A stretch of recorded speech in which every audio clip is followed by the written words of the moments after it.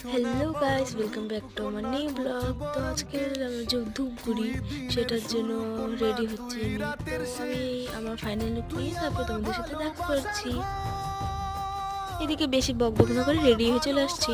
এই যেটা হলো আমার ফাইনাল লুক। তো কেমন লাগছে কমেন্টে বলে যেও। তারপরে আমি আর আমার দিদি একটু ক্যামেরার সামনে একটু নকশা মারি, তারপরে বাসের জন্য অনেকক্ষণ অপেক্ষা করার পরে বাস না পাওয়া তো অন্য গাড়িতে উঠে পড়ি।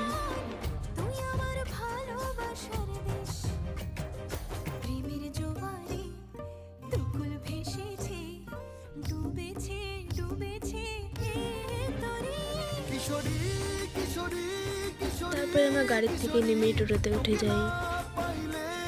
গ্রামের সুন্দর ভিউ দেখতে দেখতে আমরা যেতে থাকি।